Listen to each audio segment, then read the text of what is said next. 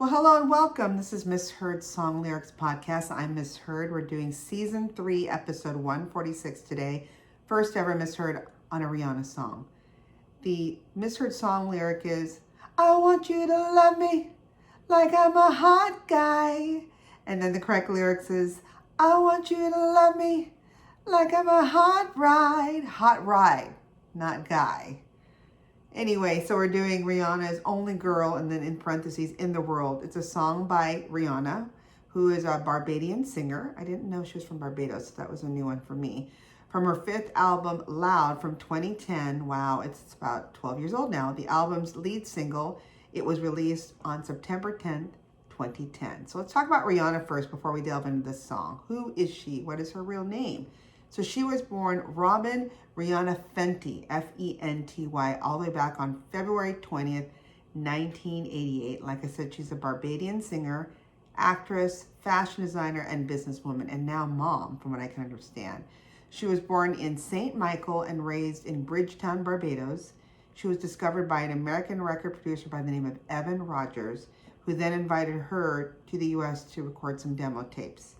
She then, after signing with Def Jam after that meeting in 2005, she soon gained recognition with the release of her first two studio albums, Music of the Sun in 2005 and A Girl Like Me in 2006. Both have an influence of her Caribbean music and peaked within the top 10 of the U.S. Billboard 200 chart.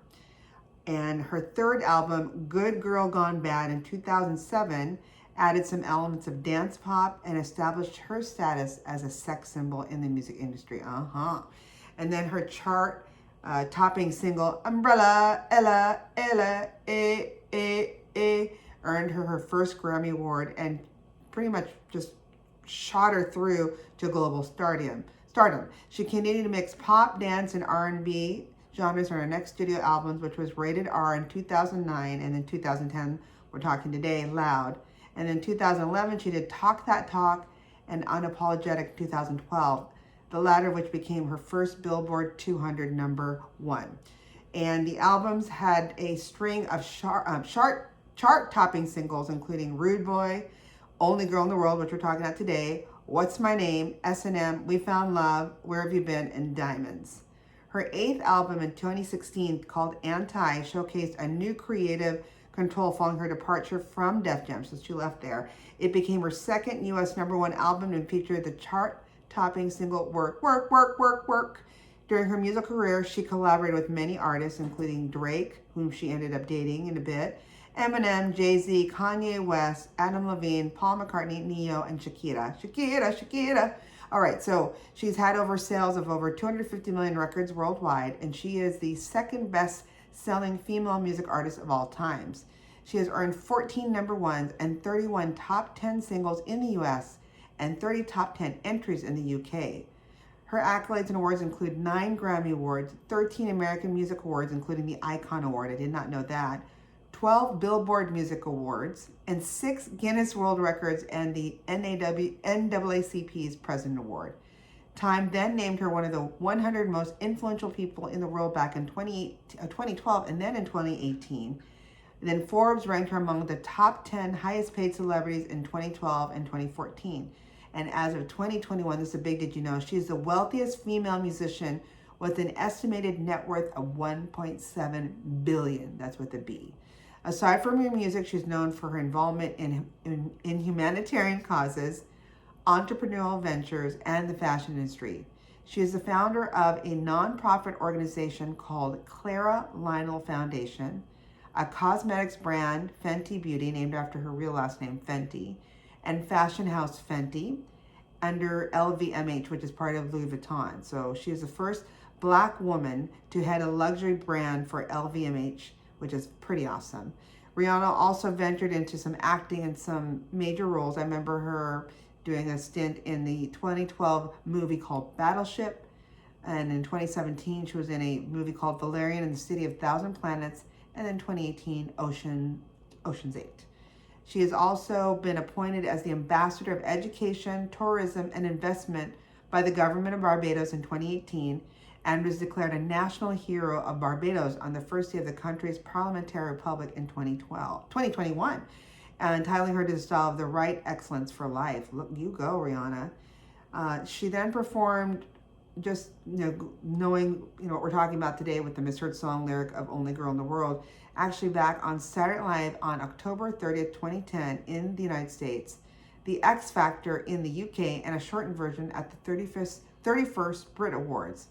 Only Girl in the World also won the Grammy Award for Best Dance Electronic Recording at the 53rd Annual Grammy Awards in 2011. Wow, that's a mouthful. She has done so much in her short amount of time. So keep on doing it, girl. So let's now talk about and just segue into what was the story behind the song itself, Only Girl in the World. Now, remember, it's not about imagine being a hot guy, but a hot ride. It was written by Crystal Johnson with the song's producers Stargate and a Sandy V. Rihanna had previously worked with Stargate on the singles Hate That I Love You and Don't Stop the Music and Rude Boy.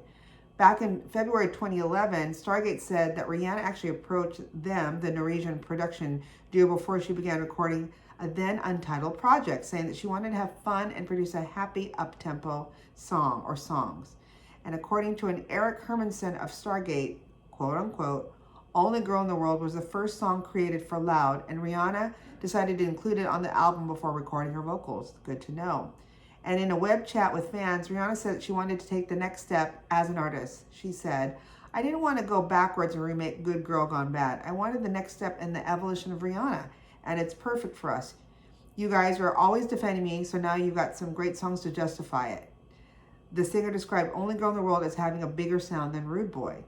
The song was recorded during Rihanna's Last Girl on Earth tour. Its an instrumental was recorded by Michael Storlier Erickson of Stargate and Miles Walker at Rock the Mic Studios in New York City and Westlake Recording Studios in LA, and by Sandy V at the Bunker in Paris. Wow, so many places and so many pieces put together. A Kook Harrell produced Rihanna's vocals, recording them with Josh Goodwin and Marcus Tovar. And then an Inam Hawk, Dane Liska, and Brad Shea recorded additional vocals.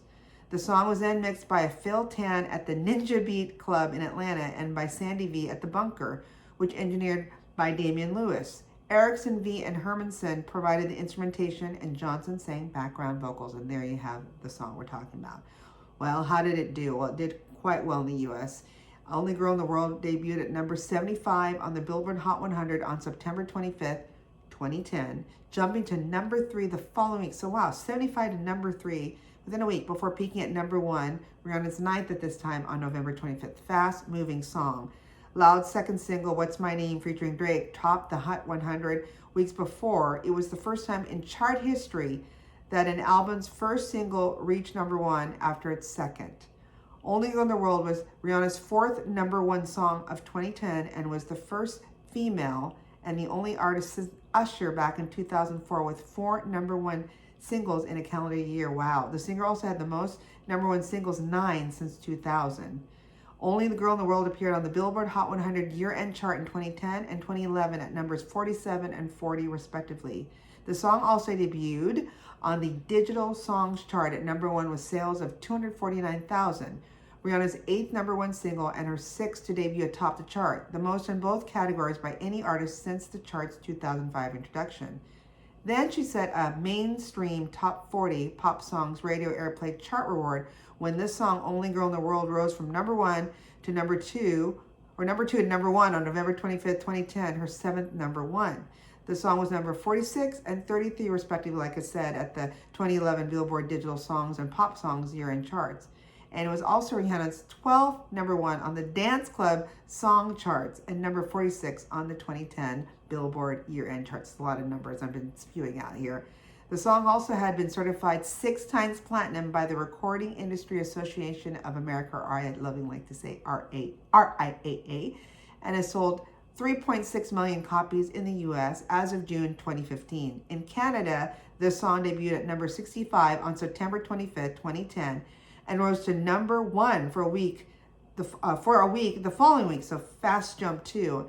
And then on November 6th, the song returned to number 1 for 3 consecutive weeks, remaining on the chart for a total of 35 whopping weeks. Wow. Okay, so the music video, I had to look at it on YouTube, and it's beautiful to watch. It was directed by an Anthony Mandler, who filmed the music video at a location 2 hours from LA. Back then, Rihanna told JustJara.com that the video was filmed in a big landscape, so she was the only person in the frame echoing the song's style. Makes sense. The video includes large balloons in different colors, a swing hanging from the sky, a tree with multiple colored lights. When you look closer, embedded in dresses hanging from the tree. There's got to be some kind of symbolism there. And then her outfits change from each part of the song. She's wearing a mohair sweater at one point, a floral mini skirt, a white bra and boy shorts two-piece. And Entertainment Weekly writer Tanner Stransky praised the video's simplicity, noting that it seems, quote unquote, as if Rihanna is speaking directly to you, the viewer, and she is your one and only amid swallowing the rolling, beautiful, swallowing landscapes. It's an effect that makes you focus squarely on Rihanna, who's ensconced in flirty outfits. I do agree with Tanner Stransky. And then according to Joyce Lee of CBS, Rihanna appeared to have progressed from the edgy music videos of the rated R singles to a more feminine, colorful tone. And then last but not least, Seth Summerfield of Spin echoed Lee's comments, calling it whimsical and beautiful. And Billboard reviewer Jason Lipschitz described the tree with flashing lights as a surreal imagery. So there you go. Check out the video. Millions and millions of hits, of course. Beautiful to see. And gosh, 12 years old already. So I can't believe how fast time has flown. But it's not about like I'm a hot guy. The misheard song, like it's about like I'm a hot ride. There you go. Some have also heard hot pie. So those that are probably hungry like me probably heard hot pie. If you have any great suggestions like this misheard song lyric, please send them to any of our social media sites. You can also email us at misheard, that's MISSHEARD songs@gmail.com. And we'd love to give you a shout out. Till then, keep singing those songs wrong. Bye.